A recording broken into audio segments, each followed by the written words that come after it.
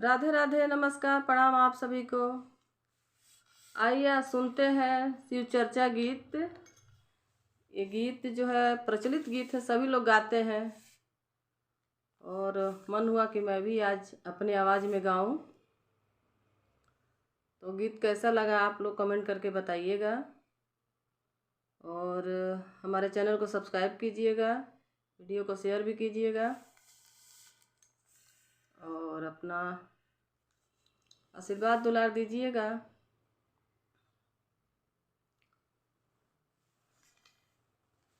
चलिए सुनते हैं गीत को।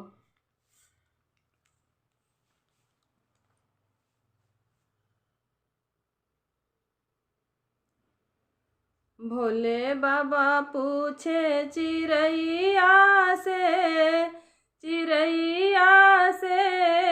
कहाँ गली गौरा मड़ैया से। भोले बाबा पूछे चिरैया से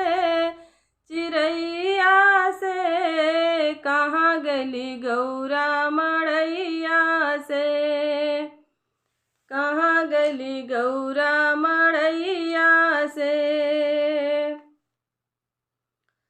ब्रह्मा से पूछे विष्णु से पूछे, ब्रह्मा से पूछे विष्णु से पूछे, जाके पूछे लक्ष्मी मैया से कहाँ गली गौरा मड़ैया से। जाके पूछे लक्ष्मी मैया से कहाँ गली गौरा मड़ैया से। भोले बाबा पूछे चिरैया से कहाँ गली गौरा मड़ैया से। कहाँ गली गौरा मड़ैया से। राम से पूछे लक्ष्मण से पूछे, राम से पूछे लक्ष्मण से पूछे, जाके पूछे सीता मैया से कहाँ गली गौरा मड़ैया से। जाके पूछे सीता मैया से कहाँ गली गौरा मड़ैया से। भोले बाबा पूछे चिरैया से कहाँ गली गौरा मड़ैया से। कहाँ गली गौरा मड़ैया से।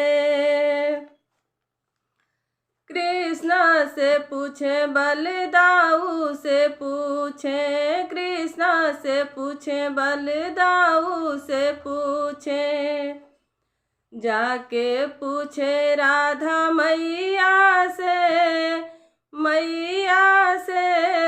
कहाँ गली गौरा मड़ैया से। जाके पूछे राधा मैया से कहाँ गली गौरा मड़ैया से। भोले बाबा पूछे चिरैया से कहाँ गली गौरा मड़ैया से। कहाँ गली गौरा मड़ैया से।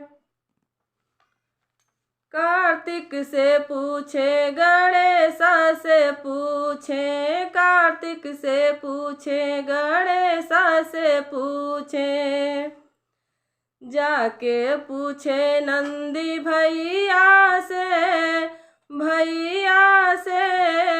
कहाँ गली गौरा मड़ैया से। जाके पूछे नंदी भैया से कहाँ गली गौरा मड़ैया से। भोले बाबा पूछे चिरैया से कहाँ गली गौरा मड़ैया से। भोले बाबा पूछे चिरैया से कहाँ गली गौरा मड़ैया से, कहाँ गली गौरा मड़ैया से। बोलिए शिव गुरु की।